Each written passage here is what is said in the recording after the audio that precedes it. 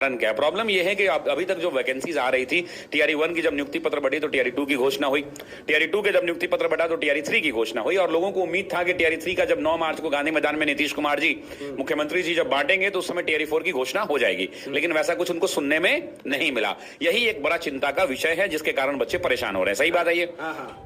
हम भी परेशान हैं, आप भी परेशान हैं, सब लोग परेशान हैं। ना ही मैंने 2-3 दिन पहले भी इस पर बाइट दिया है और मैं आपके चैनल पे आज बहुत दिनों के बाद आए हैं तो आप पे भी ये कह रहा हूं कि टीआरई 4 ये कंफर्म है। एक बात समझिए कि आप भी समझते हैं, हम सब ग्रेजुएट हैं, आप भी ग्रेजुएट हैं और जो परीक्षा देने वाले छात्र हैं वो भी ग्रेजुएट हैं। सबको ये बात पता है कि टीआरई की परीक्षा सरकार ने कराई, अंतिम अभी चुनाव का माहौल है, आप भी जानते हैं। मुझे एक बात बताइए कि आप भी इस बात को समझिएगा कि टीआरई 1 हो गया, 2 हो गया, 3 हो गया, लोग सब भुला जाएगा 20 दिन में सब भुला जाता है। अगर टीआरई 4 नहीं होगा तो इसकी समस्या बढ़ जाएगी।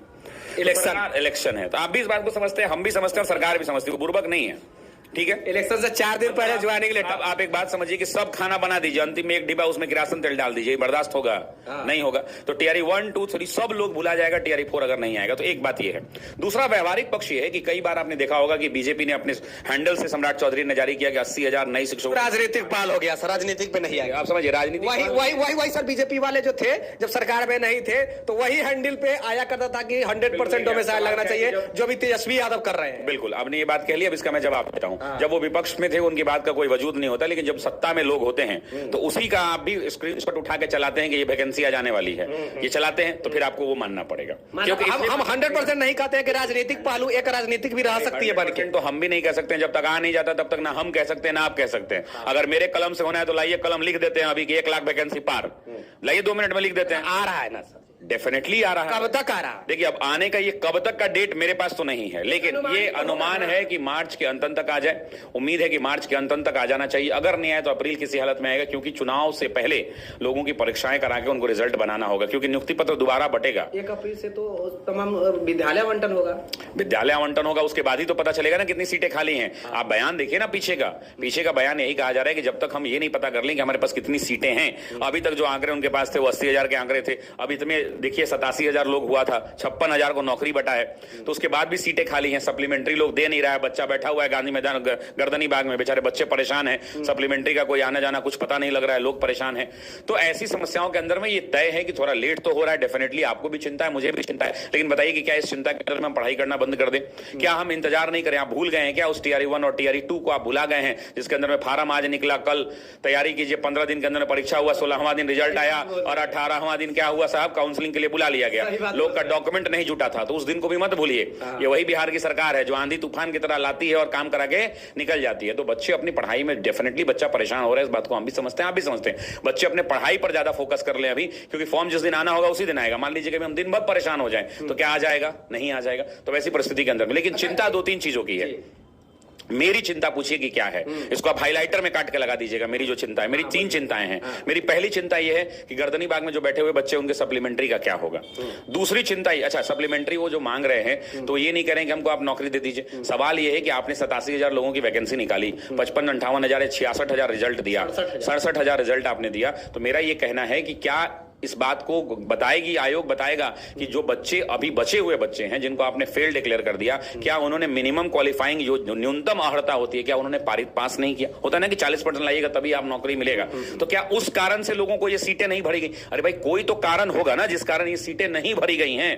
समझिए मेरी बात को। तो वो कारण जानने का हक छात्रों को है या नहीं है? कारण जानने का तो हक है कि भाई आपने 87,000 की जगह 66 या 67,000 रिजल्ट क्यों दिया? क्या बच्चे उस लायक नहीं? जैसे अभी बीपीएससी ने प्रेस कॉन्फ्रेंस करके बताया कि इतने लोग इसमें फेल कर गए, इतने लोग इस प्रश्न का उत्तर नहीं दे पाए, बताया ना हमारे चेयरमैन सर ने, बताया था। तो क्या इसमें बताने के लिए कोई तैयार है कि भाई 67,000 ही रिजल्ट क्यों आया? क्या बाकी लोग अयोग्य मिले? क्या योग्यता नहीं थी उन बच्चों के अंदर में? क्या वो बच्चे न्यूनतम अर्हता को पास नहीं कर पा रहे थे? ये जानने का हक बच्चा का। ये मेरी पहली चिंता है। दूसरी चिंता है एस्टेट की परीक्षा।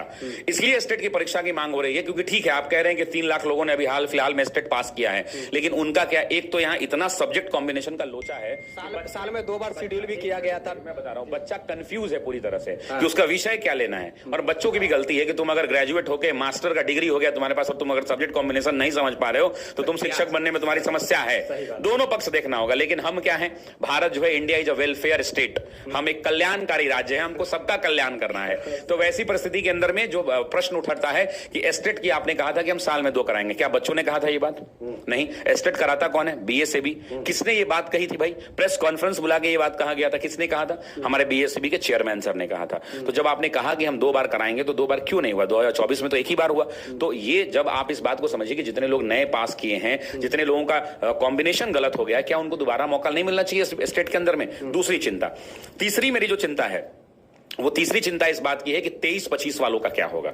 आप समझिए इस बात को। 23-25 कौन? जो बीएड डीएड जो है वो? हाँ, उनके बारे में मेरा सवाल ये है कि 23-25 वालों का क्या होगा। आप इस बात को समझिए, सब कोई जानता है, कोई बुर्बक नहीं है यहाँ पे। सब लोग जानता है कि बिहार के अंदर में ये अंतिम बड़ी बहाली होगी TRE 4। इसके बाद आप उम्मीद नहीं कर सकते कि 50,000 1 लाख सीट आए कभी। 2000-4000 बहुत मैक्सिमम नहीं, DSSP वाला हाल हो जाएगा जैसे दिल्ली में 2000 4000 5000 10,000, ढेर से ढेर 15 से 20,000 15,000, उससे ज्यादा नहीं होगा। तो सबसे ज्यादा परेशानी उन बच्चों को है जो 23-25 वाले हैं, वो बेचारे एकदम तड़पड़ा रहे हैं।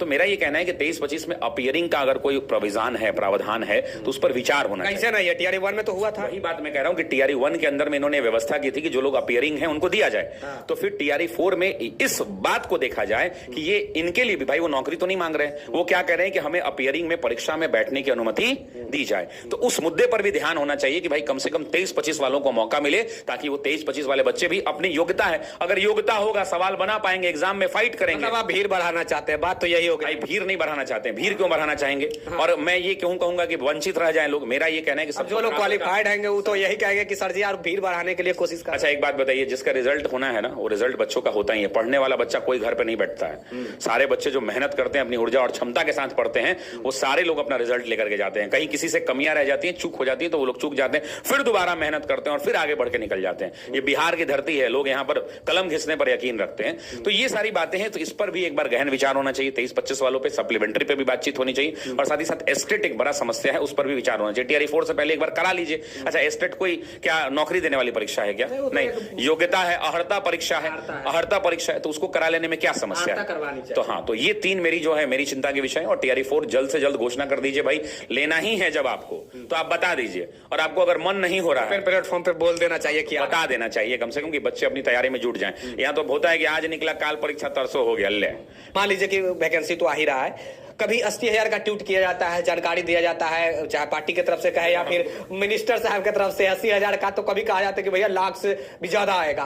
कितना आ रहा है? एक अनुमान देखिए, हकीकत वाला मैं पूछ रहा हूँ कि कितना आने की संभावना है? मुझे जो आंकड़ा दिया गया था वो था कि इतनी सीटें खाली हैं। अब TRE 3 की भी सीटें खाली रह गई बहुत सारी। इसमें भी बहुत सारे ऐसे लोग हैं जिनको नियुक्ति पत्र मिला है। इस नियुक्ति पत्र वाले में भी ऐसे लोग हैं जिनको 6 to 8 का भी मिला है, 9-10 का भी मिला है, 11-12 का मिला है। वो भी सीट अभी कम होगा, तो और सीटों की संख्या खाली बढ़ेगी।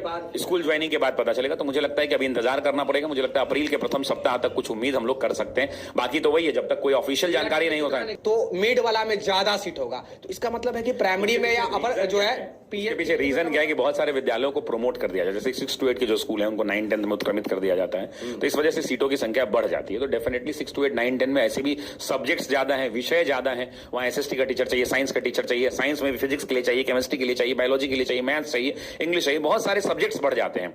तो इसलिए वजह से 6 to 8 में टीचर्स की रिक्वायरमेंट की जरूरत भी ज्यादा होती है। तो ये कारण होता है कि हमेशा से, ये सिर्फ बिहार में नहीं, भारतवर्ष के अंदर में या दुनिया के किसी भी विद्यालय के स्ट्रक्चर में जब आप जाएंगे तो आपको पता चलेगा कि जहां पे विषयों की संख्या बढ़ेगी तो बट ऑब्वियस सी बात है क्या होगा, तो वहां पे शिक्षकों की आवश्यकता बढ़ जाती है। तो इस वजह से 6 to 8 9-10 में हमेशा से वैकेंसी की संख्या बढ़ने की उम्मीद रहती है। 6 to 8 9-10 में चाह रहे थे।